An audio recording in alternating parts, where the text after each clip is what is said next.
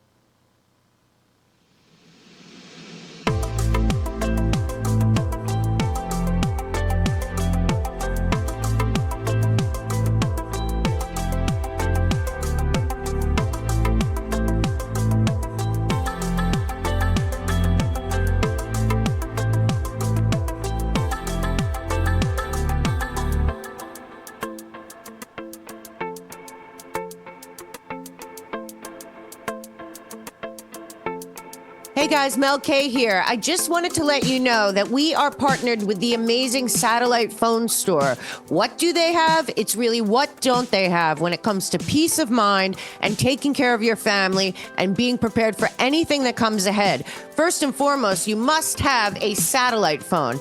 It is a total game changer no matter what happens. If the power goes out or there's a hurricane or cell service is interrupted, your satellite phone will work no matter what, everywhere on planet Earth. If you are a hiker, if you are a boater, every single person in America should have a satellite phone. Also, I want everyone to know Satellite Phone Store is now selling Starlink with 24/7 customer service. So if you have not changed to Starlink yet, now is your time. Also, don't forget, it's always important to have backup batteries, backup power sources, and of course, we have our own generator. You can get one large or small, fits right in your closet, or you can get one for your whole house or for your business. Satellite Phone Store has everything you need. If you want to protect yourself and your family, if you want to be prepared no matter what comes, the Satellite Phone Store is your one-stop shop. Go to the MelKShow.com partners page, click on Satellite Phone Store now, tell them Mel K sent you,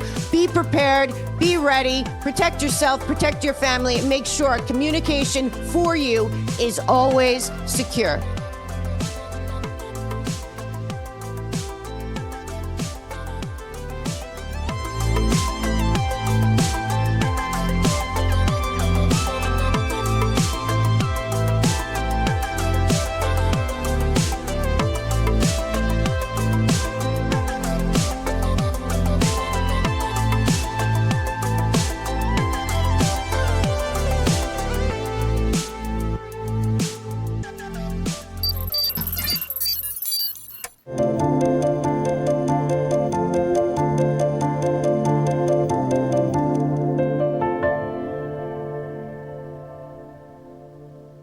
I know they had no media there, which was the family's wish. Correct. But the president was there, and the defense secretary was there, and I heard you say you were all the families were in separate. Their own separate area.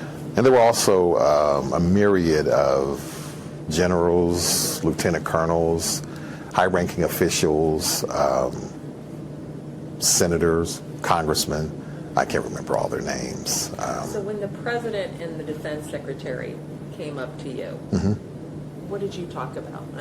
I was the first person, right out the bat, looked President Trump in the eye and told him who I was. He said, "Yes, Mr. Simmons, I know who you are." I said, "Tyler Simmons was my only son. He paid the ultimate price." And much to my pleasant surprise, I saw emotion in the president's face. Because usually when you see him on television, he's just being the stern leader. I get that. But his humanity showed in that moment. He said, "I can respect a man that can look the president in the face and tell him exactly what he thinks." I think it's one of the few times that he had to look up. Because actually, President Trump is taller than I thought. He just expressed his condolences and thankful for Tyler's service. Because that's all I wanted the focus to be, was Tyler. And the premise of all them coming was for them to give their condolences to the family. Well, what a refreshing thing once in a while, hearing a story about Donald Trump that is actually real and positive from a father of a fallen soldier who Donald Trump met at the I guess it's at the Air Force Base when his son's body was brought back. And I really like when people meet Trump and they realize how fake the media has been, and Trump derangement syndrome has been a true psychological operation on masses of people. And at this point, welcome back. It's Monday. It's going to be a great week. We had a great Q&A last night. Kathy O'Brien staying with us for a few days, and we had so much fun. I hope everyone out there enjoyed it. some great stuff from the past that kind of connects the dots to where we are. And we are grateful that you're here joining Mornings with Mel K. By the way, that show is on Rumble, just so everyone knows. Some people were asking in the chat. Well, the Q&A is on Rumble X. We're going to add it to our Substack. We have a one that needs to kind of be fixed up on the melkshow.com, where you can also support us. Anyway, we had the great Kathy O'Brien staying with us, and we had a lot to talk about last night, so do check that out. In the meantime, I wanted to comment on Trump derangement syndrome, because that video really touched me, because I felt that father, for the first time, realized how deceived he's been about Trump. And frankly, many people have. And I caught this on Friday from Greg Gutfeld. And a lot of people have to realize we're going into the phase, I believe, of accountability. And I know everyone's been waiting for it and hoping for it and all of that with the death of Robert Mueller. And we'll get into him quite a bit, not just today, but going forward in many ways.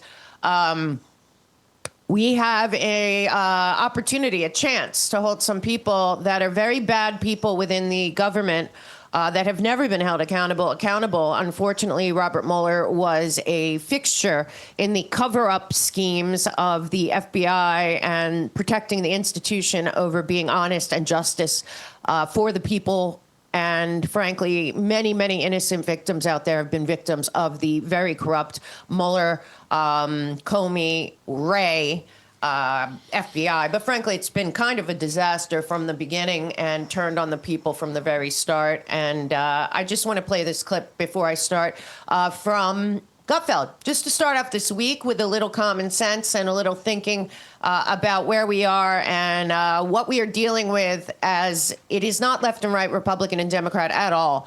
It is a totally dysfunctional government apparatus that after World War II was essentially abandoned. All idea that this was a country by the people, for the people, that we the people had a say about anything. And I believe that's being dismantled, and the people that created that supranational infrastructure are fighting very hard to create the illusion that Donald Trump is some kind of authoritarian or, all of that. But let's listen to a little common sense from Greg Gutfeld before we jump into the news. Here you go. The Dems are talking about revenge. For what? Was it for closing the border? We're getting rid of the fentanyl from our cities? Putting away killers and rapists, exposing waste, fraud, and abuse, destroying a foreign threat to our country, exposing the lie of trans athletes. If you're seeking revenge for that, what's it say about you? If you're being honest, you only want revenge because you lost. And in that loss, people saw what they gained in having a new leader. If you look within our borders and beyond our borders, what Trump is doing now, and you have to admit this, is downstream from your own dereliction of your party. What brought us here? The Democrats embraced the luxury beliefs that selfishly elevated their own virtue, sanctuary cities, trans, identity politics primarily. Did nothing for the real problems of the world, did nothing about our foreign policy issues, did nothing about getting food on the table, did nothing about education. Americans figured that out, but so did the world. They were watching. I think the shock over Trump is his return to reality. We're back making moves in the practical world, and it has nothing to do with a singular person type identity. This is disorienting to people whose careers were based on the split world of identity politics, who have no idea what a national identity is, who have no idea what the melting pot is, have no idea what assimilation is. That's all he is doing, and it drives them crazy because they forgot that language. They can't speak that language anymore. Yeah, and I agree with that 100%. And how you doing this morning, Rob? I even got a little discombobulated figuring out where to start today because so much is happening. As you know, James Comey was subpoenaed to the grand jury for grand conspiracy. There are two of them going on in Florida, one with the egregious and illegal search of Donald Trump's home for all that was all set up. Of course, Trump declassified documents. The minute that the auto pen took over the White House, they reclassified them and then sent them to Trump. I mean, the setup is so obvious, but James Comey was called in. A lot of the usual suspects are freaking out. And of course, Robert Mueller died. We'll get into that. But Rob, I did not stop in and ask you how you were doing today. Well, thank you, Mel. I am excited for a Monday because we had a wonderful, as I said, time with Kathy, and she's going to hang with us another day or so. So that's exciting. The spring has sprung, so I'm excited about where we are here today. Yeah, and I wanted to, we've been talking quite a bit here about checking out Rumble Wallet, and I wanted to tell you this weekend in Zero Hedge, there was an interesting article from Cointelegraph about the World Gold Council and Boston Consulting proposing a new platform, which essentially is digital currency backed by gold.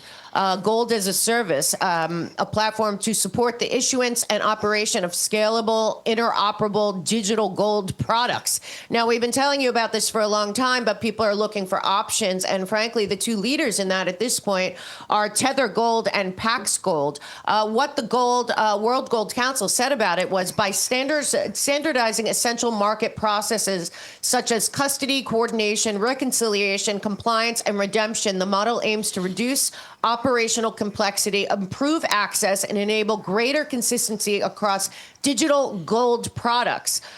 So basically, this is a new chance to look into Rumble Wallet. So we wanted to say again, we are so grateful to Rumble. When I was banned for life, as I still am, from YouTube, Rumble was there for us, and they let me go, and they didn't censor me, and I continued to do my thing for another year and a half, and here we are, still surviving. So just like Rumble helped creators like me, they are also helping people that have either been debanked, like us, kicked off of PayPal or Venmo during the COVID, whatever we saw happen with the truckers. All of this is possible. They debanked the entire Trump family. So let's remember, they can cancel your accounts, freeze your cards, decide what you're allowed to buy, say, support. Big banks and financial institutions work for themselves. They do not work for us. They never have, and they never will. That's why financial independence matters, and that's why Rumble is introducing Rumble Wallet, a wallet built on real freedom. And it looks like the way that the gold market's speaking, this is a big forward motion towards not just Tether and Tether Gold and Bitcoin and all of that being the future, but Rumble is offering you a place to do that all in one place. No permission, no middleman, no cancel button. And you can also get Rumble Wallet and tip your favorite creators like me and Rob. So this is not a credit line. Don't think about that. This is not the old way of doing business. It's a new way to give you financial freedom and independence. So protect yourself, protect your family, protect your future. When the system fails and the institutions turn on us, we have to have people we can count on. And I've been able to count on Rumble, and Rumble Wallet is another way they are coming through for individual liberty, financial sovereignty, and you making sure that you are protecting yourself, your family, and your freedom. So download Rumble Wallet now, or click on the QR code on the screen, or go to wallet.rumble.com and just look around. Rob and I are finding it very interesting. We're learning a lot. It's true ownership, true protection, and true financial freedom. Rumble Wallet. Check it out. I think it'll be interesting as they digitize, if you will. If you have crypto or other assets backed by gold, I think that's really interesting. The more people that get exposed to, what's going on in the precious metals market, that's going to be a good thing in general for gold and silver. And so I like the fact that we have some crypto backed by gold. Right. And I know a lot of people are looking at the gold and silver, what is going on there. It is being manipulated. B, there are many very brilliant people that I follow out there that talk about this. And frankly, what they're talking about is that right now gold is on a fire sale, and people are wondering, well, is it a panic? Is it an opportunity? I would say hold strong where you are. As Clay says, buy gold and hold. The main thing is that there is a major shift going on in gold's fundamentals. It's not a collapse in demand. It's not a policy shock. It's a liquidity event. And frankly, they are talking about that it's not a structural failure. It is a reorganization organization of how not just gold, but money in general works on a global scale. It's a very big thing, but I want you to know central banks continue to accumulate the largest amount of gold as they have in decades, if ever. Major players, particularly hedge funds and other groups, are increasing their exposure, not exiting gold.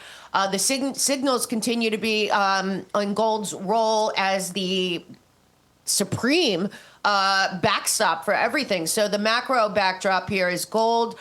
Global debt continues to rise. Currency debasement persists. Geopolitical tensions remain elevated. These conditions are historically supportive of gold. And the perception that gold is crashing, according to many people out there, is exactly what they want you to think. According to many people, this is not a time to panic. This is actually a time to buy. So I just wanted to remind you of that. Excellent articles out there. As I said, this is a time, if you didn't get into gold and silver, to get in now and realize that everything is changing, and it looks like the global currency will be backed by gold. Whether it's digital or whatever else, we do know that the idea that gold is over is a fraud, and it is meant to make you panic and sell or not buy. So just keep that in mind, that the volatility and everything else, this isn't a bottom. In fact, a lot of people believe this is an opportunity zone. So if you want to get more information, you know I love Andrew and I trust him very much. You can go to melkgold.com and talk to somebody over at Andrew's place that is a real store. I know the store. I've been there in West Hollywood, and I will tell you, in Beverly Hills. And I would tell you something else. These are real people that have been in the business for 30 years. There's no call center, none of that. They're actually our friends, and we buy from them, and we're very happy about that. And it's a long-term relationship that we've made with them, and we hope you can too. So go to melkgold.com or to our partners page and click on Beverly Hills Precious Metals and get started today. Now back to the insanity going on with the SAVE Act. Let's take a listen. God bless Mike Lee. We have about 10 people, in my opinion, that are still working for the people of the United States in D.C. I think they're all very clear to us as they continue to stand up and talk common sense in a totally insane cesspool known as the District of Columbia. So let's take a listen to the great Mike Lee. I mean, he spent hours debating, and this is what they're supposed to do, and he makes a lot of sense. So let's listen to what Mike Lee had to say about the lunacy in not passing the SAVE Act. Both from the senior senator from Rhode Island and from the junior senator from Rhode Island, among others, over the last few days.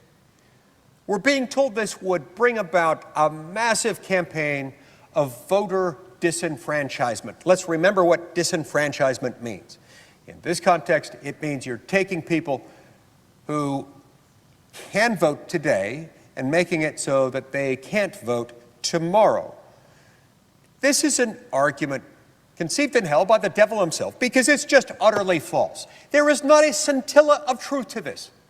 You could try to breathe life into it by adding inference upon inference, taking different statements out of context. You would still be lying if you were making this argument because there's nothing about it that it disenfranchises anyone. If anything, Madam President, what this would do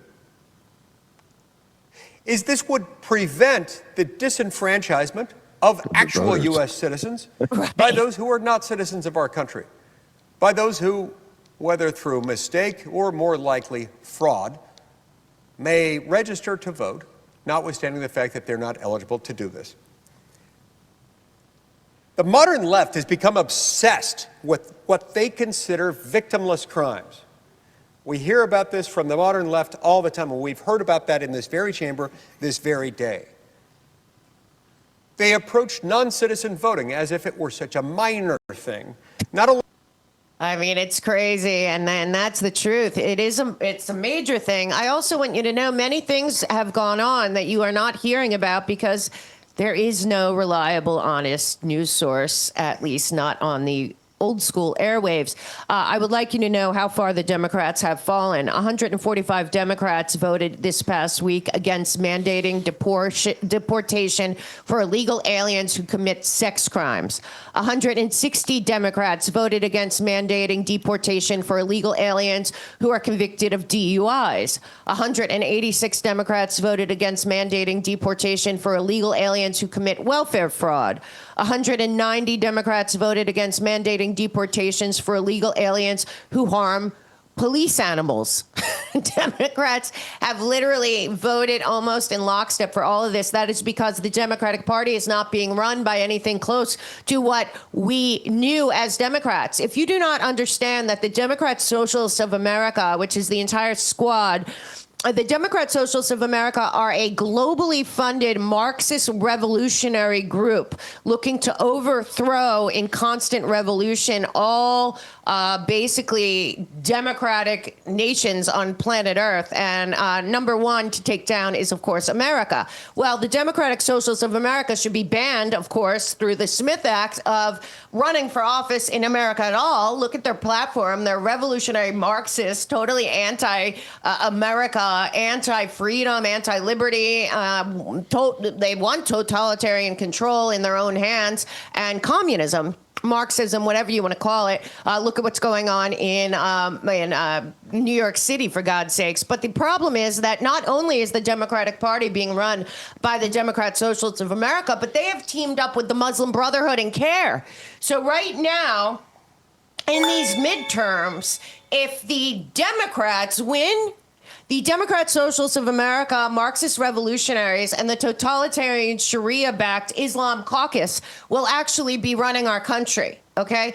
This has nothing to do with Trump. It has nothing to do with Democrats or Republicans. It has to do with who is running the Republican Party. And as you know, they want to get rid of Schumer and put in a Democrat Socialist of America. They want to get rid of a lot of people around the country. And the Democrat Socialists of America are working in tandem with CARE and with the Palestinian groups that are going around all of the college campuses and recruiting people to support Hamas and Islam and all of that as if it's not a problem. So what you have to understand is when you hear Democrats, it's not Democrats, okay? And it gets even crazier than that. You know what? I will let a Democrat tell you exactly what is going on with the Democrats before we go further, because you have to understand your friends and family, particularly people that are longtime Democrats and don't pay attention to politics and vote all D's, will be voting in Marxist communist revolutionaries born out of the entire communist caucus that has been lying low over there on the left since Bernie gave up two possible runs for president for God knows what they offered him. But the Bernie bros are no more. They are now the Democrat Socialists of America, and CARE, Muslim Brotherhood, have totally taken over the Democratic Party. But take a listen to John Fetterman. No longer knows what is going on with his party. And what's so crazy is how we all talked about Fetterman to begin with, but now he's like the sane voice on that side. If you want to talk about Democrats, take a listen to John Fetterman on All In this weekend. Leads the Democratic Party today? Oh, we don't have one. I think the TDS. I think that's the leader right now. You know, right now our party is governed by the TDS, and now it's made it virtually impossible without being punished as a Democrat to agree something's good, or I agree with the other side. And I would define that by epic fury.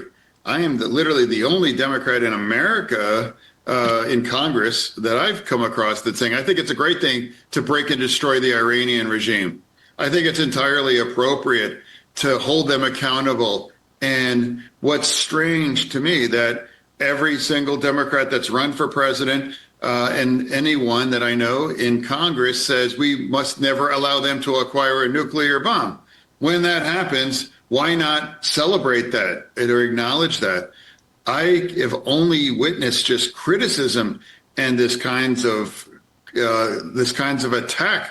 Like, yeah, you don't have to agree on every single thing, but when a good thing happens, just because it comes from the different party, that tells me that you're choosing the demand of the base or the party over country or what's really, I think, appropriate in that circumstances.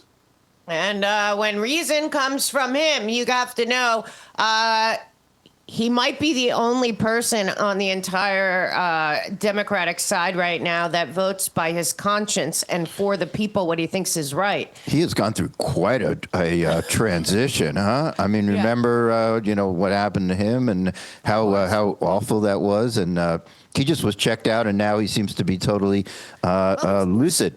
Seems to be a lot saner than anyone else on that side, but I do want to also... Hey, Mel, before you jump around, not jump around, but jump going forward, I wanted to thank Flying Storm for a very generous Rumble rant. Flying Storm, I believe, is a pilot, says I try spreading the show as I go across America in Salt Lake City now. Thank you. Good morning, walking encyclopedia. Thank you, Flying Storm. We really do appreciate the Rumble rant. Anything you can do to help support the show is critical because we only exist here by the good graces of you folks. So thank you. Yep. So here we found out. So after all the debating this weekend, the Democrat Socialists of America tripled down and made a request that has gone beyond what we thought would come out of their mouths. So it's a little crazy, but take a listen because now the Democrats are suggesting that we ban voter ID altogether in every state, in general, everywhere. Take a listen.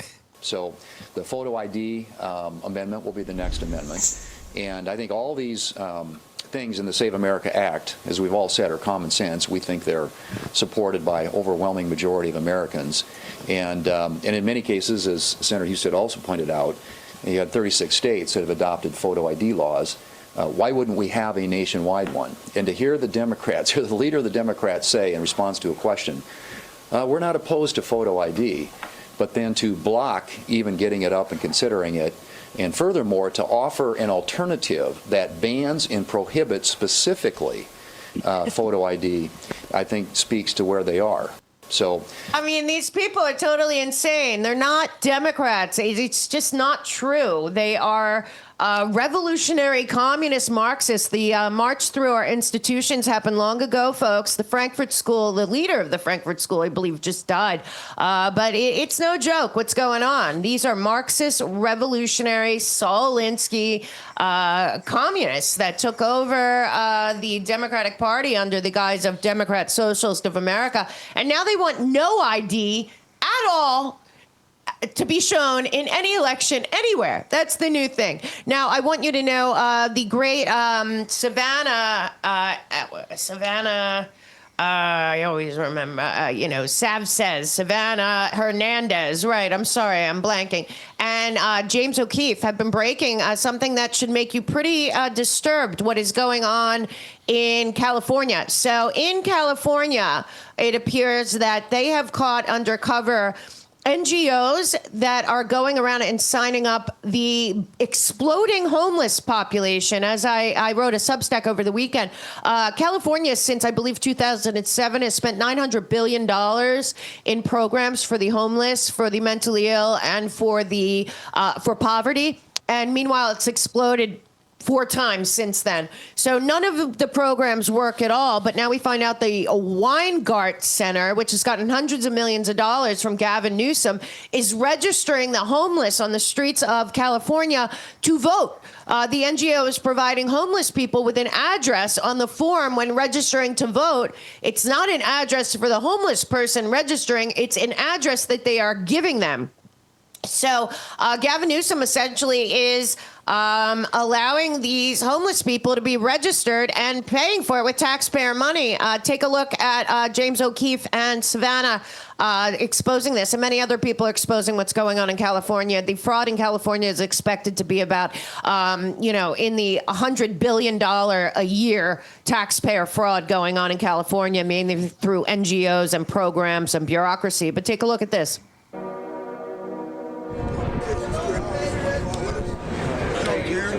Now we're gonna give you $2. We just need 14 signatures. The petitioner, Brenda Brown, hands cash money to the homeless person, not only for signing the California ballot initiative, but also as payment for them to register to vote. Now, because you haven't registered, I need to register you so I can get paid too. I'm paying you guys, I need to get paid. Come on. That is a federal felony. And it didn't just happen once, it happened over and over and over again. We personally witnessed and covertly filmed this happening at least 28 times over the span of our investigation, and that is just in Los Angeles. Many of the homeless have zero understanding of what it is that they're actually signing. But what is that petition for? You know the petition for? I do not know. The petitioners instruct the homeless to enter made-up addresses like Pinocchio Lane. What do I put as my address? Yeah, just put you live on Pinocchio Lane. Oh, you can just take it out. Oh, good. And all of this occurring just outside the front doors of shelters and NGOs such as Weingart Center, which have received hundreds of millions of dollars in government money. One Weingart employee tells us when and where to find the illegal cash exchanges for signatures outside, and says the cash being given out is coming from a higher source. Do you know if they provide the money that they're handing out? Yeah, the company that's what they do. When they give the money out, they got to go back and tally up if they stealing the money or not, so they got to have signatures. Most of them be right across the street under that tree. You can check with them Monday through Friday. While another Weingart employee advises the homeless on how to practice plausible deniability and ignorance of the law. See, they say ignorance is no excuse for the law. But a lot of times I have to say I didn't know. I had no idea. Oh, that would be what he should say. He should say. Yeah. The petitioners orchestrate an elaborate pyramid scheme of unregistered petition circulators. If I were to hire you, you would be under me. Yes. I'm under my son. I'm Oh under my him, God. and you under me. So it's like a pyramid game. And really, I don't need you. You need me. I don't need you. One of the petitioners. Okay, so why? Thoughts, Rob, please?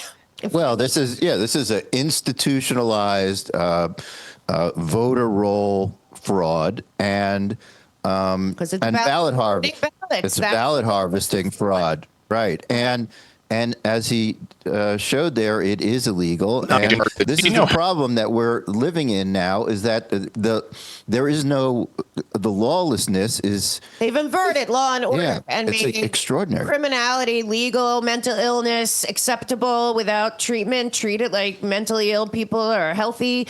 I mean, everything's upside down. The lawfare has redefined. As I talked, if you did not see my great show with Jeff Clark, we talked a lot about the infiltration into law schools of critical legal theory back in the 70s that is pumping out at this point automatons that know nothing about the law, and we'll get into that in a minute. But did you know that there are many illegals apparently working for the U.S. Postal Service, and much of the fraud is ballot fraud, okay? This is the biggest thing people don't understand is the ballots. So when the Chinese licenses, 2 million fake licenses were found, those were to register voters for ballots. The AME Church Syndicate that ran the ballot harvesting in Georgia and elsewhere that Clyburn was behind, also, that's about ballots. It's about as many ballots as possible and then adjudicating those ballots, meaning you put them in the machine, they don't work, then they're manually adjudicated. But did you know that there are many people, it appears, working for the U.S. Postal Service that is in charge of the mass mail-in ballots, and we are one of 2 nations that even allow such a thing, that there are the Postal Service, as we learned in 2016 and 2020, has been complicit in not only throwing out ballots and all of that, but now we find out that there are many illegals working there. Let's take a listen to Brandon Gill asking the U.S. Postal Service head at the moment, who apparently is going to go fully broke after $11 billion was given to them not too long ago. The U.S. Postal Service is about to go, it says that they will be bankrupt within 12 months. Take a listen to this question about illegal alien mail carriers. How many of the drivers who haul mail for USPS are using non-domiciled CDLs? To my knowledge, at this point, none. Do you know if it's a lot or just a few? None. So from what I'm hearing from mail processing centers, there's been quite a few. In fact, I've heard from several large ones who have said something to the extent about half of the drivers who are coming to pick up mail appear to be non-domiciled, that they typically don't even speak English. I've heard that over half of them don't speak English. There's been suggestions that many of them are perhaps illegal aliens. Are you familiar with that? I'm not sure where that information comes from, but it's coming from major mail processing facilities. That probably wouldn't surprise me, but my guess is that... Sorry, it wouldn't surprise you that there's a lot of drivers who are non-domiciled? No, it wouldn't surprise me that that's where the information's coming from, because if you look at the information from our United States Postal Inspection Service, which everybody that hauls for us has to go through a check with them, I think they've probably got better information. And what is that information? That every driver that drives for us, whether they're an employee or whether they're part of a third-party contractor, has to go through and make sure that they are a domiciled CDL holder. Is that being enforced? Because I've been told by multiple different parties that that rule is not, in fact, being enforced in any meaningful way. I've been told by our Postal Service that it is. Okay. Well, I've got this is from a whistleblower, postal whistleblower. Here are multiple non-domiciled licenses from 1 hour of check-ins at one USPS facility. This was from March of 2026 that's been recorded. Yeah, if you'd send that on to us, I'll have our Postal Inspection Service look at that and find out what happened. We've also got recording from Pete Rosalius, who's the VP of Transportation Strategy at USPS, who has said, quote, we didn't understand the magnitude of how many people are using non-domiciled CDLs, suggesting that attempted to stop this practice, but realized that there are too many drivers who are using these non-domiciled CDLs, so it wasn't, I guess, practicable to enforce that particular ruling. Are you familiar with that at all? Not familiar at all, no. So it's your testimony that there are no CDL or no mail carriers, who are non-domiciled CDL drivers? No, my testimony is that I'm not aware of the conversation that you're referencing. Okay, so this is a guy who got, I believe they had $11 billion budget, and now is saying in less than 12 months they'll be broke at the U.S. Postal Service, and he seems to know nothing. I mean, this is what we're dealing with. Well, unaccountable bureaucrats that just... The postal system, as we know, we went through both the election, the COVID, and a lot of other things. Remember this censoring and silencing. The postal system has been weaponized. Totally. Remember they had hired all these like social media, Yeah, and they detectives, if they will. Spying on it. They were using the Postal Service to spy on American citizens. And we know that during the 2020 election, there were boxes and boxes of ballots found on the side of the road and all over the country, and that was real. There was also a whistleblower who said that they picked up a whole bunch of boxes and ballots and drove them cross-state into Pennsylvania from, I believe, New York. And there was all over the country people saying that they were getting 5, 10 ballots sent to them in the mail to vote. Of course. Let's take a listen to. So I also want to say, basically this also speaks to the commercial driver's license, CDL commercial driver's license issue that we're having in the trucking industry. The same. I wonder if Flying Storm can comment in the chat, but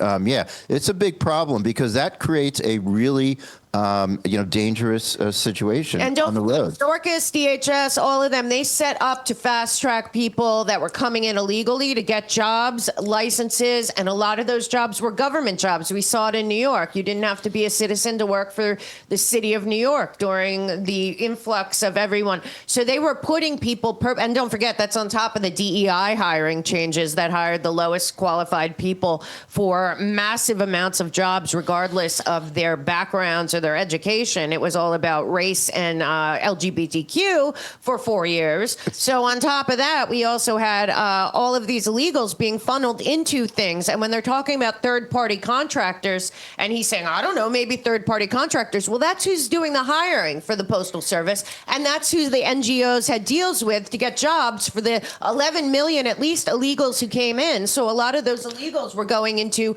being... it's also rideshare, right? Share, but also postal carriers, truckers, Uber and Lyft, truckers, we know. But this was on purpose. This was on purpose happening, and the head of the U.S. Postal Service, who has no explanation for how they could possibly be going broke after billions of dollars were given to them by the Biden administration, has no idea this happened. But take a listen. Stephen Miller isn't messing around. We need the SAVE Act. We also need to make sure that nobody that doesn't speak English is on our roads as commercial drivers of any kind, let alone getting licenses.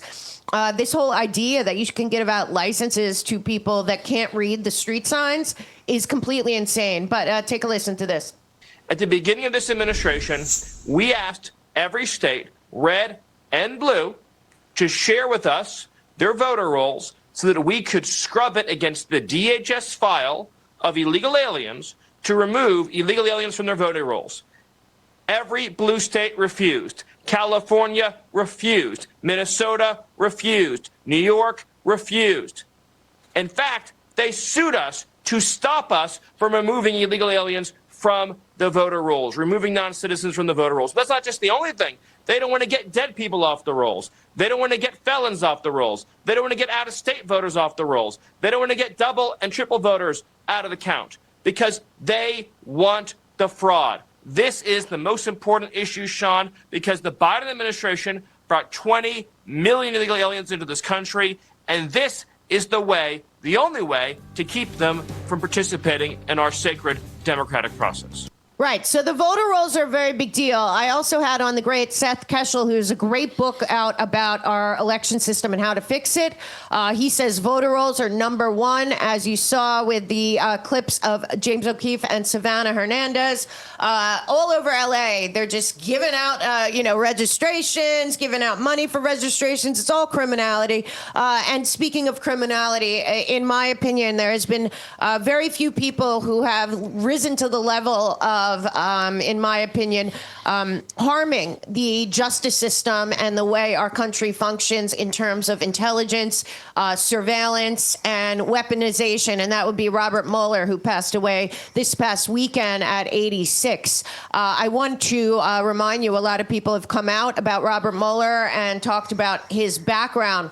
The first thing I want to say is Mike Benz is reminding us Robert Mueller's background in terms of BCCI. If you remember, that's the money laundering bank where Osama bin Laden held multiple accounts, and it was tied to the Bushes and everyone else and got shut down. And I've done shows about it with multiple people, including Catherine Austin Fitts, who investigated it back then. It was a CIA-linked bank that was essentially running a money laundering scheme for the CIA and black ops and all over the country and world. And frankly, Bob Mueller ran the cover-up for BCCI. Oddly enough, last week, Headline News said that for the first time in 10 years, there was a docket opened in federal court regarding the BCCI case that has been dormant for 10 years. And remember, obviously, Jeffrey Epstein had something to do with BCCI and that trafficking operation, so we will see what happens there. But remember, Mueller ran the cover-up for BCCI, as far as we can all tell. And then what happened? He ran from 1998 to 2001, NorCal DOJ, while 4 9/11 hijackers were active in Northern California, okay? And we know that, and they were being watched and all of that. Well, what also happened? Robert Mueller, 4 days after 9/11, was transferred to be the head of the FBI for the nation in the wake of 9/11. This is one of many, many things that we know. There's also 28 pages that show 2 9/11 hijackers tied to Saudi intelligence rented a room from an FBI informant in California before the 2001 attacks. Again, the director of the FBI in California at the time was Robert Mueller. And it goes on, as you know, and I brought up last night, 19 families of the purported 19 victims of Sammy the Bull Gravano were screwed by Robert Mueller, who gave Sammy immunity, total immunity, to get one man, John Gotti, because Robert Mueller did not want to be embarrassed. And 19 families blamed Robert Mueller even more than Sammy for not getting justice in the case of their loved ones, including a good family friend of mine, Joey Colucci, who was Sammy's first victim and apparently one of his best friends. And his son and his family have suffered every day since, as have the other 19 families. that were denied justice because of Robert Mueller making a deal with the devil for one conviction that he could not have. As we also know, Robert Mueller, when he left the fake Russia delusion special counsel, he got jobs. He went to teach about. He taught a course at universities about Russiagate. I am going to remind you right now of the truth about the Mueller investigation. Here we go. Robert Mueller and Andrew Weissman ran a 2-year, $100 million taxpayer-funded investigation with 50 FBI and DOJ agents. They gave fodder to the news and Adam Schiff and Rachel Maddow and Haberman and Rubin and all of them every night. Norm Eisen and Weissman and Elias, all the usual suspects in lawfare on TV every night accusing Trump of stuff. Not only did Robert Mueller and Andrew Weissman know that Donald Trump was not guilty of anything they were investigating, but they also knew that they created it and that Clapper, Brennan, Comey, and the rest of them, Strzok, Page, that they created it after they took the original information that was totally fraudulent and phony, that was paid for and bought and concocted by Hillary Clinton and her campaign, including Mark Elias and John Podesta. They got caught, and instead, Obama and Clapper and Comey and Mueller and all the rest of them, they decided to use that fake information that Hillary Clinton concocted with Soros and other helpers and Christopher Steele.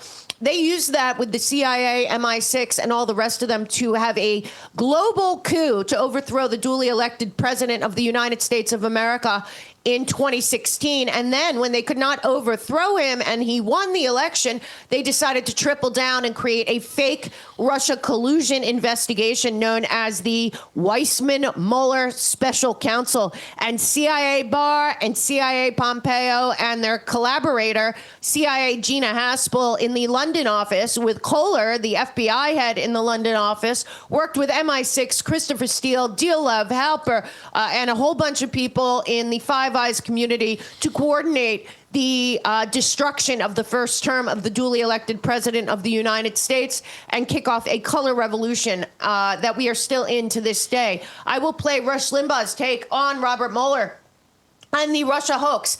And I will always miss his voice and his reason out there. And that's a lot of the reason I do this show is because of Rush Limbaugh and my dad playing his show in the car for me from before I even remember till the day I graduated from high school. So please listen to Rush Limbaugh's take on Robert Mueller.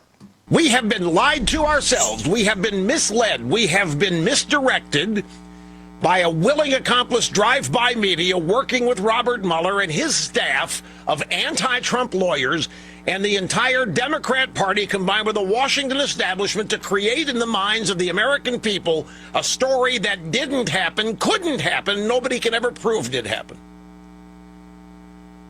Where is the tampering of votes? Where is the meetings? Where is the strategy? Where is the evidence that Trump got together with Russians to sabotage the Hillary campaign? Which is what everybody has been led to believe happened here. Robert Mueller has nothing because there is nothing on what everybody in this country has been misled to believe for the past 2 years. We have been lied. I wish it was the past 2 years. We are still waiting for justice. It is 8 years. I'd like to remind you of exactly what went down with Robert Mueller when he clearly knew nothing about what his team was investigating. I also want you to know that Andrew Weissman is out there crying about James Comey being subpoenaed to the grand jury. Andrew Weissman is the person who should be held accountable for the entire fraud of 2 years and $100 million of taxpayer money that went into a fraudulent investigation into something everyone on Weissman's team knew was a lie. They concocted it, they took it from the inside, and nobody investigated them. And then of course, CIA Bill Barr then, of course, had Durham come in to investigate everything but the Weissman-Mueller team in the DOJ, in the FBI, because they were protecting their own, the agencies and the people involved. And what we need to know right now is that Weissman, Norm Eisen, Mark Elias, Mary McCord, all the lawfare crew that have been running the upside-down color revolution, inverted law and order, and justice, fighting for democracy against authoritarianism, were 100% involved in every step of this, and they are still out there wreaking havoc on our country. But please remind yourself of Robert Mueller and what he did to this nation purposefully, because Rosenstein, Mueller, Clapper, Comey, Rice, Power, every single one of them. Rosenstein should be brought back. I hope he's brought down there. But frankly, all of these people lied to the entire country and the world because they did not want Donald Trump changing directions of the foreign policy that they had put in place after World War II that was tripled down on by Barack Obama when he had Brzezinski back in there with Kissinger and what's her name, Madeleine Albright, going straight into their plan for World War III to set up Ukraine, all of the things that they did, overthrowing the duly elected government of Ukraine in 2014, working with George Soros on the ground with National Endowment for Democracy and CIA to set up Ukraine for World War III against Russia on the European continent, which right now Donald Trump is trying to fight against happening. But take a listen. Here you go. Is that fair? Yes, sir. All right. Now, in explaining that special counsel did not make what you called a traditional prosecution or declination decision, the report on the bottom of page 2 of volume 2 reads as follows. The evidence we obtained about the president's actions and intent presents difficult issues that prevent us from conclusively determining that no criminal conduct occurred. Accordingly, while this report does not conclude that the president committed a crime, it also does not exonerate him. Now, I read that correctly? Yes. All right. Now, your report, and today you said at all times the special counsel team operated under, was guided by, and followed Justice Department policies and principles. So, which DOJ policy or principle sets forth a legal standard that an investigated person is not exonerated if their innocence from criminal conduct is not conclusively determined? Can you repeat the last part of that question? Yeah. Which DOJ policy or principle set forth a legal standard that an investigated person is not exonerated if their innocence from criminal conduct is not conclusively determined? Where does that language come from, Director? Where is the DOJ policy that says that? Let me make it easier. Go ahead. Can you give me an example other than Donald Trump where the Justice Department determined that an investigated person was not exonerated because their innocence was not conclusively determined? I cannot, but this is a unique situation. Okay, well, you can't. Time is short. I've got 5 minutes. Let's just leave it at you can't find it because I'll tell you why. It doesn't exist.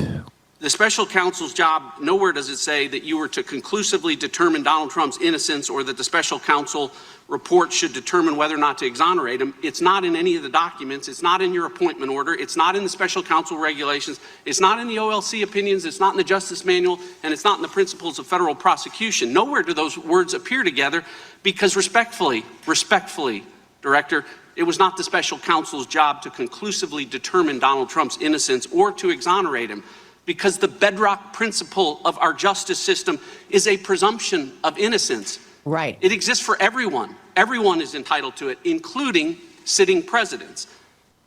So he said it was an extraordinary situation. That's what James Comey said. That's what Susan Rice said. That's what every single one of them said, because they believe Donald Trump to be an existential threat to their plans for the world in the future and the Agenda 2030 and the Third World War that was planned at the end of the Second World War and then kicked off after the fall of the USSR with Soros and CIA and everyone on the ground in Europe preparing for it in Ukraine for decades until, of course, Barack Obama overthrew the Russian-leaning president of Ukraine, because that wasn't going to work out either, and they started taking over elections all over the EU. And at this point, they got back on track the minute they put in the auto pen and cheated in the 2020 election, and all of them justified it because they believed Trump was an existential threat to their foreign policy and to the supranational architecture that they had created after World War II that is lied to, looted, and stolen from the American people, our children, our treasure, and our future in every way they could. And you know what? They all did not want changing direction. They were all in on it, trillions of dollars invested, and Donald Trump winning was just unacceptable. So it was an extraordinary situation that Mueller and Weissman and all of the people, including Pompeo. Comey's higher purpose. Yeah, Comey's higher purpose, the steady state saying he was an existential threat. He was an existential threat to their foreign policy that started with this Project for a New American Century. That was Wolfowitz and Cheney and Rumsfeld and all of these people. They have not changed, and too many of them are dead to pay the price. But go ahead, Rob. I was just going to say, it's really important that we continually remind ourselves that this perversion of justice, the judicial system, and the way that accountability is measured, is part of the the Marxist communist revolution. It's part of the globalist plan to destabilize, the entire fabric of society, because that's one of the main pillars, particularly in our country, that has made us as successful as they are, because we were a country that actually, people could do business here and they could kind of depend on the courts. That has seemed to have gone away. Yeah, and I want to remind you again, Mueller was the central figure in the 9/11 cover-up, according to the victims' families, as well as he prevented the FBI agents from testifying in support of Tony Schaefer's testimony regarding Able Danger and the fact that they had discovered 2 of the 3 al-Qaeda cells that conducted the attack in advance of the attack. Then Mueller used the FBI to try to destroy Congressman Kurt Weldon, who desperately wanted to get the truth about 9/11. Again, they created false allegations against him, raided his campaign headquarters just before the November 2006 election in which he would have won. Again, that was Mueller. Mueller was also involved in shutting down all the investigations into the Clintons, not just the Clinton Foundation, but also many other things along the way. Not to mention that Mueller was the key person involved in Uranium One, of which Hillary Clinton has still not been held accountable, among many other things. So where we are now is the grand jury is investigating the real Russia collusion conspiracy, and it will lead, of course, back to every single person I just mentioned, and the waste of U.S. taxpayer money in order to fund a color revolution and a coup against the people of the United States of America, who realize that our foreign policy and endless wars for profit and the Cold War, the war on terror, the globalist expansion of climate change, that all of it was a fraud set up to loot, launder, lie to, and deceive the American people for decades. And hopefully we will come to a conclusion here that exposes all of this. As you know, I have a new book coming out called Infiltration Instead of Invasion, America Betrayed, 1944 to 1954, in which I trace the Dulles brothers' recreation of the State Department, along with the CIA and all of the tentacles of USAID, National Endowment for Democracy, and many other, to create a supranational infrastructure that really was never working for the United States of America, and nor were their intelligence agencies. They were working to protect the supranational global public-private partnership, international banking cartel, endless war for profit model that they started before World War I and continued to continue to work on for 100 years. Of course, the big one was, of course, the United Nations, and then giving themselves immunity and 76 tentacles of the United Nations immunity. But then they created, the Bank of International Settlements, IMF, World Bank, and gave themselves absolute immunity, including 63 banks connected to them, including our Fed. So this architecture, this supranational infrastructure, this global intelligence group of CIA, MI6, and I believe other international spy agencies is actually all working for supranational entities that gave themselves immunity that they still enjoy. And hopefully this is the beginning of the end. So as you know, Director James Comey was subpoenaed in the Florida grand jury investigation down in the Southern District of Florida, where Jason Quijones is working his butt off to get things going. The investigation is building on information uncovered by House and Senate committees that was long buried by the Biden auto pen administration. Don't forget, we are told that D.C., the corrupt court of Judge Boasberg, they cannot indict, it looks like, or a grand jury won't indict because all the juries in D.C. are trained by progressive NGOs to disrupt jury trials. And as we know, all the judges lied during January 6 hearings for all of those innocent victims that got thrown in jail or their lives destroyed, to go with the narrative that there was some kind of insurrection. Again, a plot to make sure that Trump and MAGA never rose again. Well, here we are. And Jason Keonis is down there, and he is basically, the evidence is appearing to show a knowing effort to manufacture the Russia conspiracy hoax at the urging of Hillary Clinton's 2016 presidential campaign, which included not just John Podesta and Mark Elias, but the entire DNC. And we now have evidence that the George Soros Open Society was also working with them. The Washington Post and New York Times also received Pulitzer Prize for reporting false information. And it looks like they knew it was false information about the conspiracy for 2 years, not to mention, as I said, the Weissman-Mueller investigation was entirely and completely a lie. And they subpoenaed 2,000 people that had to get lawyers, that had to pay for lawyers to defend themselves in a fraudulent special counsel investigation. And everyone knew about it. And then, of course, Durham came in, and everyone was hoping for Durham to save us. But now we found out, not only did Durham not know what was in the burn bags, but what's his name? Jake Sullivan, who was Hillary Clinton's campaign manager in the 2016 campaign, as you remember, and then her right-hand man in the State Department and everywhere else. And then, of course, Blinken's right-hand man in the auto pen presidency, his wife, Goodlander, was the DOJ oversight of Durham. Hello?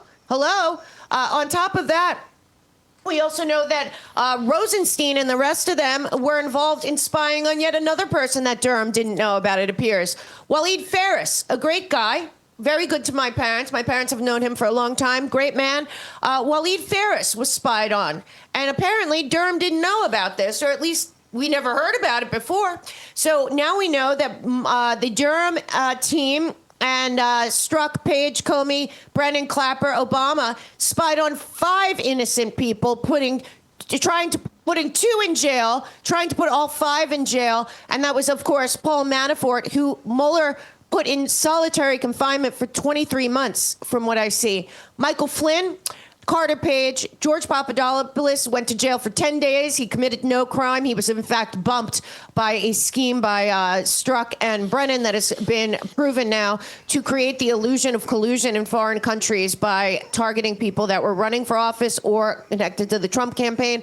And now we know that they were also targeting and spying on Waleed Ferris. Of course, they could find nothing about Waleed Ferris, but that didn't stop them. The Mueller investigation, an extension of Crossfire Hurricane, or as you know it, Russiagate, was used by Obama-era politicians and internal government officials as a mechanism to block President Trump from executing a divergent foreign policy. The primary policy of focus was to protect the Iran deal, based on mounting evidence, a pattern that also surfaced in other international activities and U.S. participants. Biden, Ukraine, the Obama-Clinton-Kerry Iran deal included a mechanism for return payments to U.S. officials following the release of billions in frozen Iranian asset funds and loosening sanctions, otherwise known as the pallets of cash that Barack Obama sent to the Iranian regime after Donald Trump won. Qatar was the mediator, and as you know, right now, Qatar is turning on them. It's really interesting that if you think about it in that context, basically they were trying to protect everything that was basically against the will of the people and the safety and security of our nation. Yes. Yeah.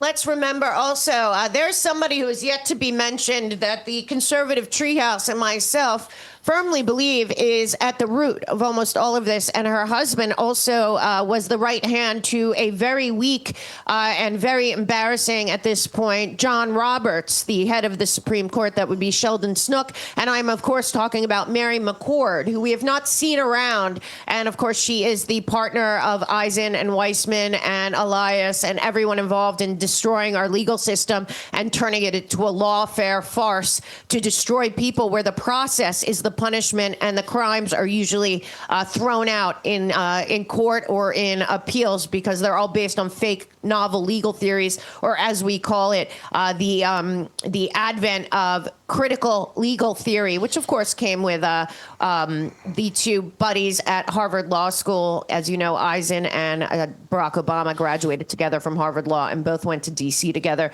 And Eisen obviously is the head of the color revolution model we have been under since 2016. But so is McCord. So the last refuge, i.e. conservative treehouse, reminded us this weekend that Mary McCord has a lot to answer for, and we haven't seen anything about her. Apparently, she is under the auto pen pardons, and since nobody can get the auto pen people indicted or even criminally investigated, as we know, 4 months ago, 10 people's names were put in, including Neera Tanden, who runs John Podesta's Center for American Progress now, the Donilon family, BlackRock Connected, and more, Klain, a bunch of people surrounding them. But remember, they gave pardons to the January 6th committee, and Mary McCord, it looks like, got a pardon as the advisor to the January 6th committee. But let me remind you that Mary McCord submitted the fraudulent first FISA application to spy on Trump to begin with to the very invested Judge Boasberg that started the Russia investigation into Carter Page. McCord created the Logan Act claim that was used to take down General Flynn, and then worked with Sally Yates to confront the White House about the false claim. McCord left the DOJ to be the advisor to Adam Schiff and Jerry Nadler in the concoction of a fake impeachment of Donald Trump regarding Ukraine, where we had a CIA whistleblower given an anonymity as a whistleblower when it was really a CIA analyst named Eric Cimarella who worked with Vindman to create the fraud that was the Ukraine impeachment. Mary McCord organized the CIA rule change with Intelligence Community Inspector General Michael Atkinson, of which we have still not seen the redacted documents that allow for the CIA Cimarella to be called a basically a anonymous whistleblower. This has never happened in the history of whistleblowing, and certainly if the American people knew he was CIA, we would not have ever seen that impeachment happen. McCord led and organized the impeachment effort, of which Norm Eisen was the prosecutor, and it was brought by, of course, Schiff and Nadler. Mary McCord then joined the FISA court to protect against DOJ IG Michael Horowitz's newly gained National Security Division oversight and FISA review, which was not being done since Eric Holder and Obama turned the NSD, the National Security Division, against we the people of the United States. As I said, the Patriot Act was a fraud. It was sold to us after 9/11, and the only person who was right was Ron Paul. It was sold to us after 9/11 as protecting us from terrorists coming to America so that we would fight terrorists over there instead of here. But what really happened after 9/11, and certainly after Obama came in, was they opened the door wide to terrorists. That is before they opened the border in the last 4 years. But not just that, they erased, according to whistleblower Phil Haney, Obama and Holder and Jay Johnson erased all documentation and all evidence and intel after 9/11 that mentioned the Muslim Brotherhood or Islam, because they did not want the religion connected when it's not a religion. It's an ideology of totalitarian Sharia law. But all of these people were involved in all of that. So a lot to hide. So instead of, trying to protect our country, they turned the National Security Division and the Patriot Act on we the people of the United States, creating a fraud that there was a domestic terrorism problem of white Christian nationals. Very tricky, right, how they did that. So Mary McCord involved in that. Mary McCord involved in the January 6th committee. Mary McCord involved in the Fani Willis case. Mary McCord involved in the special counsel Jack Smith case and helping to prosecute Trump. Mary McCord on record advocating for new coordinated lawfare attacks against Donald Trump 6 months before he took office. Mary McCord testified that Attorney General Pam Bondi should recuse herself from investigating McCord or January 6th. Not sure why. And again, it appears that Joe Biden preemptively pardoned Mary McCord. So we're still waiting to hear what's happened with her. Yes, Rob? Oh, I just wanted to thank Peaches62 for a very generous Rumble rant. Thank you. We really appreciate it. They said, people have been at war with our own minds since Eve took a bite from the forbidden fruit. Didn't a man blame woman without a thought? The war is between good people too afraid to look within. I would actually also add the war continues because good people do nothing. Yes. And we need more good people. People in this country that are not political and apathetic and have no idea that the midterms, if they vote straight Democrat, is being run by the Democrat Socialist of America and foreign influencers and a lot of money from outside this country that has not been stopped yet, but it will. The last thing I'm going to say about this, and we'll do a deeper dive on the entire Russia collusion case later in the week, but Svetlana Lakova, who was a victim of Mueller and this entire witch hunt, of course, they made up that she had an affair with General Flynn. She didn't. It was a lie. All of it was a lie. Everything about Flynn was a lie, and they knew it was a lie, and they destroyed his life and tried to. Thank God they didn't succeed, but they nearly did, and his family and many other people. But there's a document right here that is still classified that Svetlana continues to put out. It is a document from August 3rd, 2016. If you could jump to my screen, this document, it's Obama and Comey's comments in response to Brennan saying that Hillary Clinton approved a proposal to vilify Donald Trump by stirring up a scandal claiming interference by Russian security services. Hillary Clinton and her team, that would be Jake Sullivan, John Podesta, Mark Elias, and many other people, Gensler, who ended up running the SEC under the Autopen, many other people. If you look at this, it is still redacted. These are notes, obviously, that we need to see. So we are asking for him to redact them. The main player, I believe, at the top of this, underneath Obama, is, of course, what's his name? John Brennan. And I have to say, don't forget, John Brennan was for 12 years the CIA head under the former regime in Saudi Arabia. As the CIA head in Saudi Arabia, many people say he converted to Islam at the time. It's not proven, but that is the claim. Also, all of the hijackers that came from Saudi Arabia apparently were fast-tracked to America while he was running the CIA in Saudi Arabia. Now, Brennan also got his what's it called? The intelligence thing that you get from the FBI. Clearance. Sorry. He got his clearance revoked when Trump came in. As you know, he's under investigation. He should be for sedition and treason. Everyone knows that. But he showed up on, of course, MSNBC this weekend.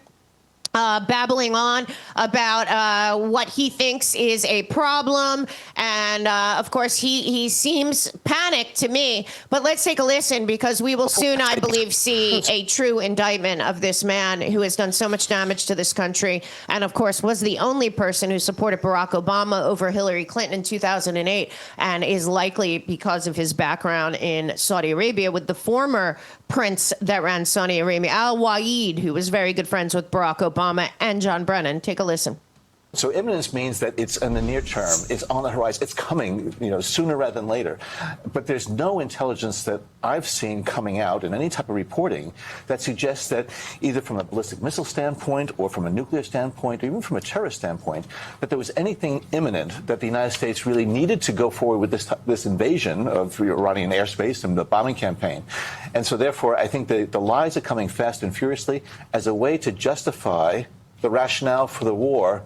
And there really is no rationale for it. Okay, let's remember he lost his clearance, and there's a lot going on. So I found some things that I think are important as we hear all of the fog of war that will continue through this week. First of all, this is the current head of Saudi Arabia on 60 Minutes. Take a listen to what he has to say about Iran after Saudi Arabia, UAE, and it appears to me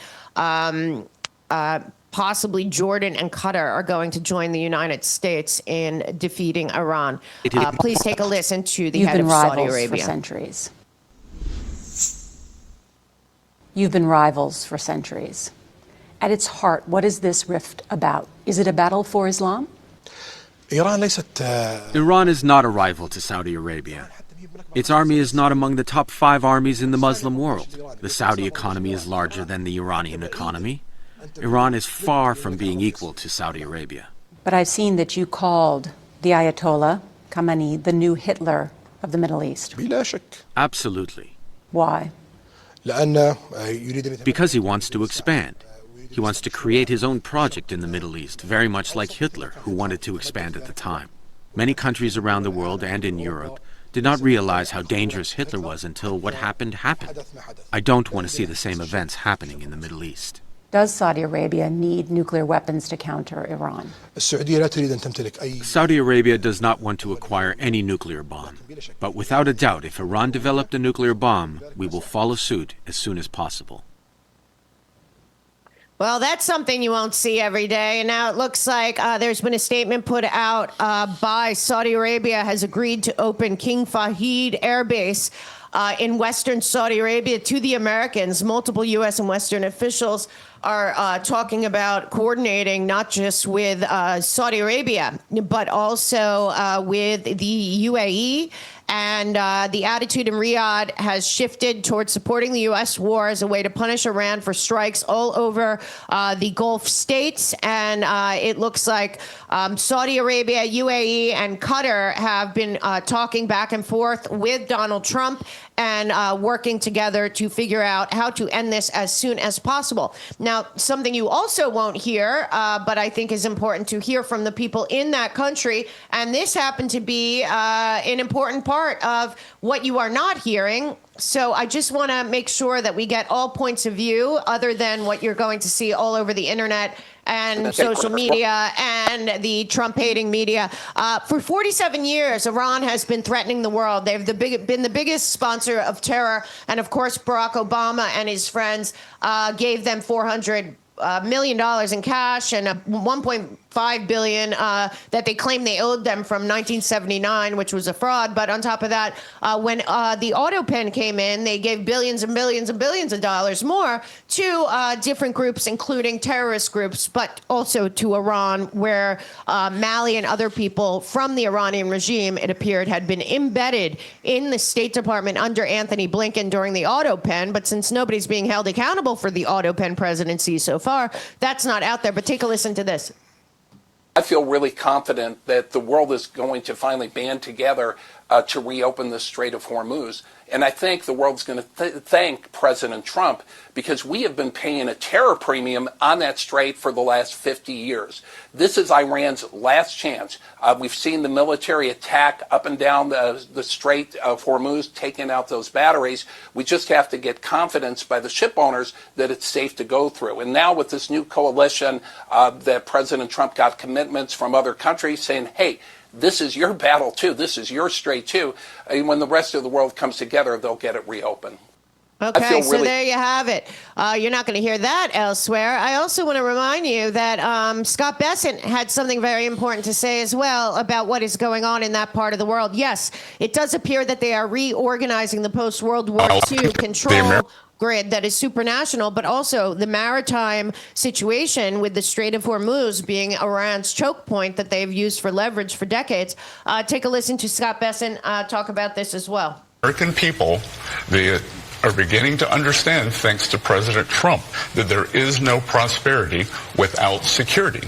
I heard you say 50 days. Are you saying that prices could start to come down? No. What's the time frame? I was just picking a point.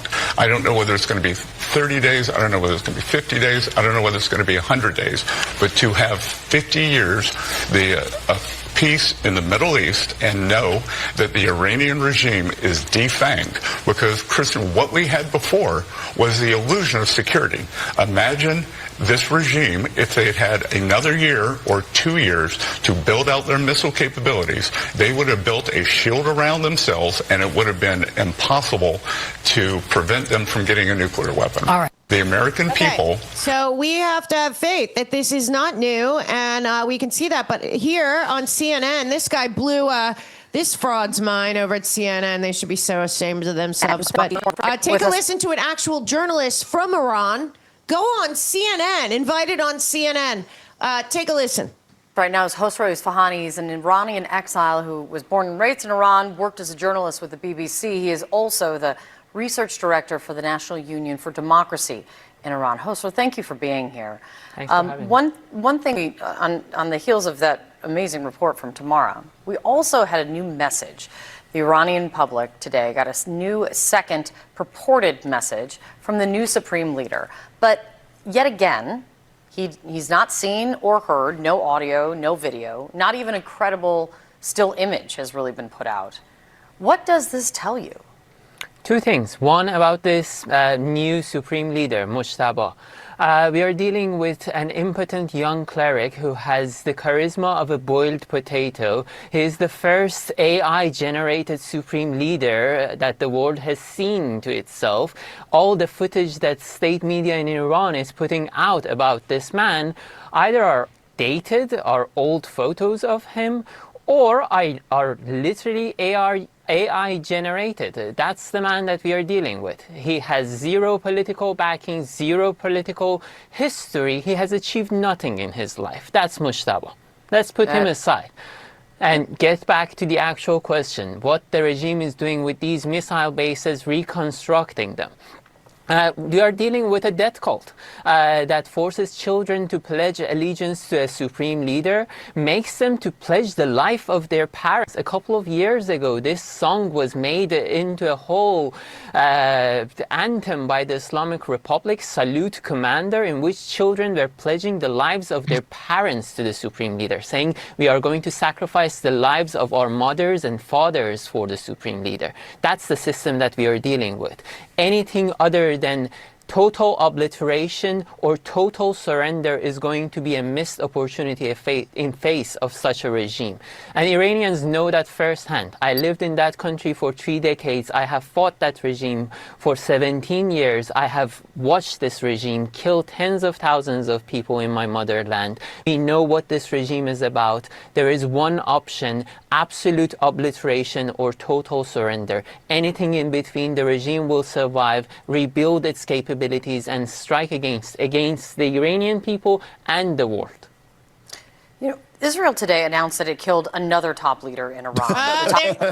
You can't make it up. Why not listen to the Iranians? In the meantime, allies are rallying around the concept. They're finally getting it. But honestly, Mark Rutte of NATO has from the beginning that Strait of Hormuz has been used for decades under the and you know, Netanyahu's been saying for 30 years they're on the cusp of getting a nuclear weapon or whatever. The bottom line is it has been rogue. The truth about our history is phony to begin with, because the CIA was very involved in overthrowing them, not to mention the horrible foreign policy of both Carter and Obama under the very dastardly, in my opinion, dangerous Trilateral Commission head Zig Brzezinski. But Mark Rutte has come out and said that 22 countries are coming together to make sure the Strait of Hormuz is free and safe.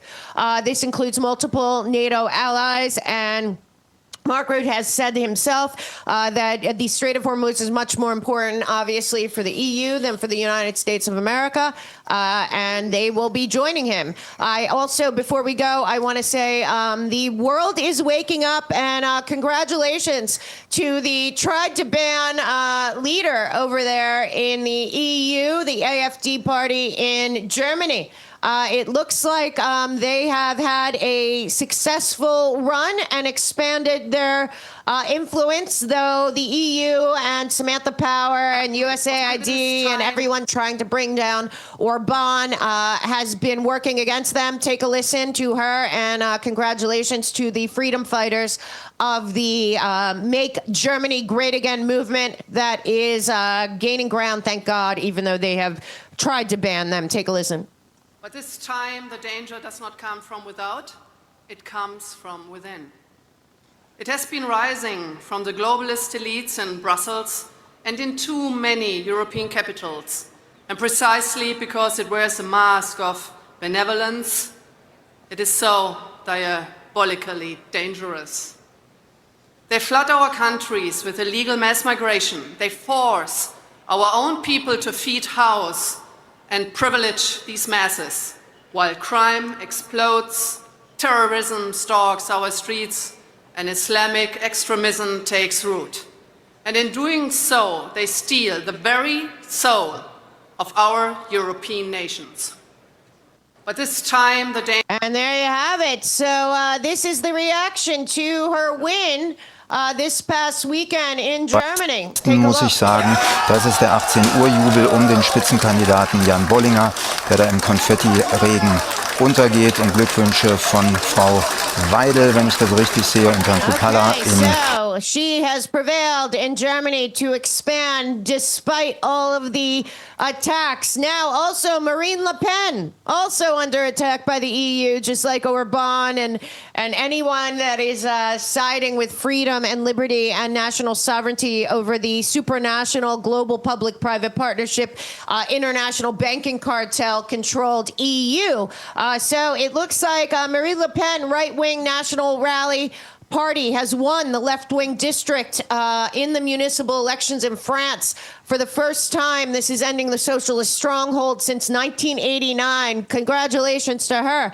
And Orban is on the run. I'm going to leave you today with the great Eva speaking about Hungary and the world. She is one of the bravest people on the planet. And I'll just leave you with a little bit of her talking about the upcoming Hungarian election. Let's hope that the end of the EU and their plans for World War III to consolidate yet again, that destroy Russia, consolidate Europe, the same Third Reich plan in the fourth phase, that would, of course, lead to the ending of consolidation into Agenda 2030. Well, it looks like it's being thwarted, and God willing, the nations that are right now captured by what I consider to be the Fourth Reich, known as the EU, which is really controlled by the international banking cartel and their endless war for profit model since World War I. There's a breakthrough, so take a listen. This is CPAC this past week in Hungary.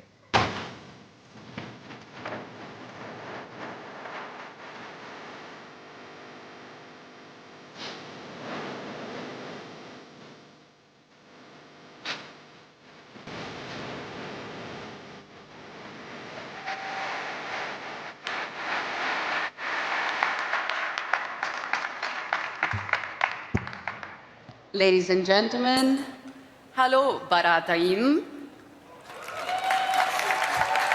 I practiced that 5 times backstage. Don't know if it went well. Ladies and gentlemen, as always, it's a pleasure and an honor to be here. CPAC Hungary is undoubtedly the most important political event of the year, not just for me personally, but for every single patriot everywhere in Europe. This year, however, is even more important. Your elections are around the corner, and they will indeed be decisive, not just for the future of Hungary, but for the future of Europe as a whole. This is the case not just because of what you stand for, but also in whose way you are standing. Because Hungary, under Prime Minister Orban, is the only country in Europe, and I repeat, the only country, that is truly standing in the way of the European Union's efforts to destroy our beautiful continent. So for that, I would like to thank you, the Hungarian people, and I would personally like to thank your Prime Minister, Viktor Orban, for everything that he's done for us.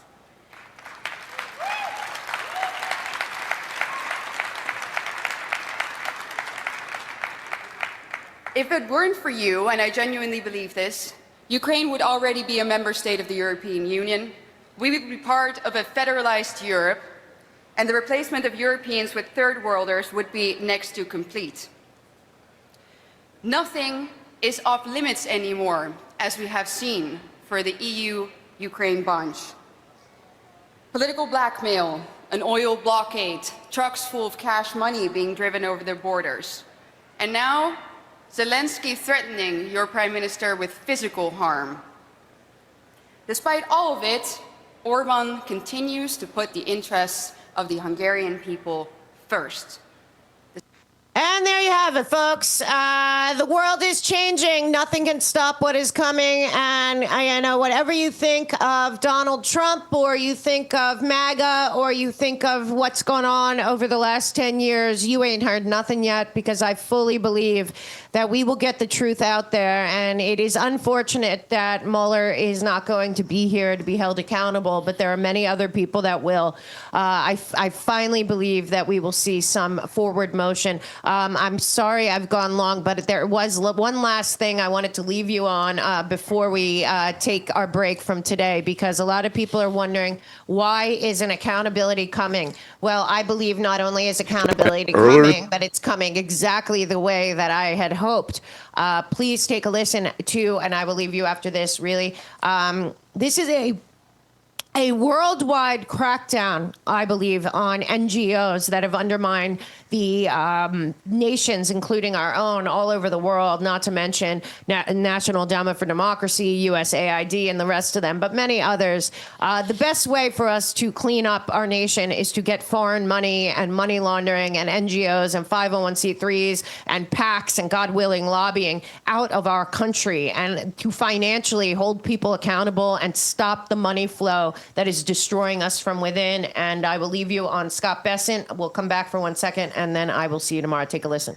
This morning, I met with several financial institutions and made clear we must do more to safeguard our nation from waste, fraud, and abuse. The time has come for accountability. President Trump wants accountability. I want accountability. The American people want accountability, and they will get accountability. That is why I'm announcing several initiatives Treasury is taking to target fraud here in Minnesota. And the Minnesota protocols will serve as a genesis and a launching pad for investigations into other states. First, we have followed the money and identified the money service businesses that may have transferred taxpayer funds overseas. Our team at FinCEN has just provided formal notification to these businesses that they are under investigation. These businesses had an obligation to comply with anti-money laundering laws, and they will be held responsible for any crimes they committed. FinCEN has also issued a geographic targeting order for Hennepin and Ramsey counties that require banks and money transmitters to report additional information about funds transferred outside of the United States. This will put a microscope on these businesses, advance prosecutions, and assist in the recovery of funds laundered internationally. Fraudsters in Minnesota stole at least $300 million meant for children in need, and we must prevent fraud of this scale from occurring in the future. Accordingly, FinCEN today issued an alert to financial institutions that will help them identify and report specific warning signs of fraud in federal child nutrition programs. Fraud must be stamped out early, and this alert will help law enforcement do just that. Our investigators at IRS-CI have played a critical role in uncovering fraud, and the role of the IRS in these investigations will continue. I am pleased to announce that IRS Civil Enforcement is auditing financial institutions that facilitated the laundering of Minnesota funds, in addition to helping support criminal and civil enforcement efforts. The IRS will also soon announce the formation of a task force to investigate any fraud and abuse involving pandemic-era tax incentives and misuse of 501c3 tax-exempt status by entities implicated in the Minnesota-based social services fraud schemes. We are committed to preventing fraud and fraudulent nonprofits from taking advantage of the American taxpayer. Lastly, Treasury is providing training to Minnesota law enforcement on how to utilize financial data, such as suspicious activity reports, to better combat these fraud schemes.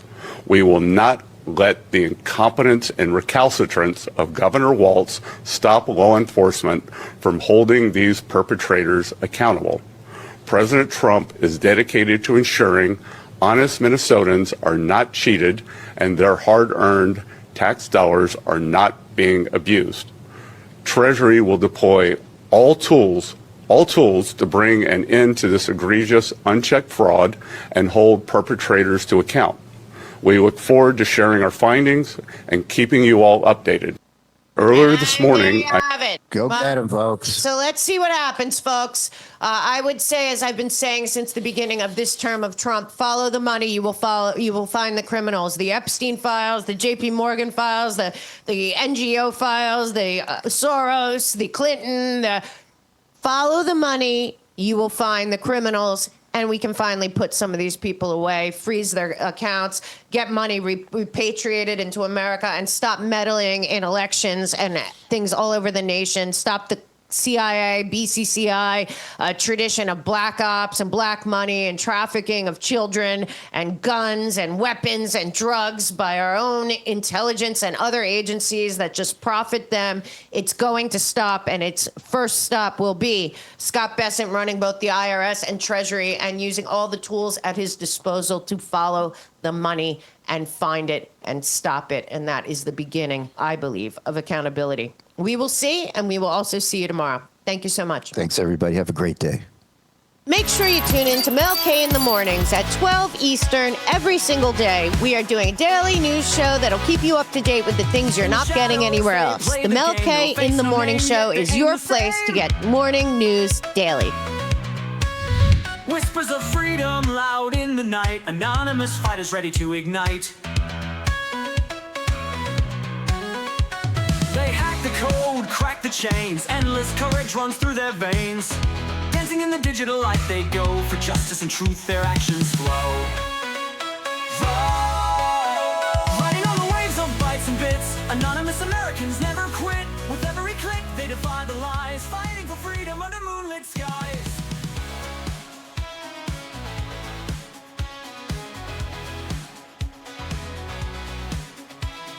Mask on screens but hearts are clear.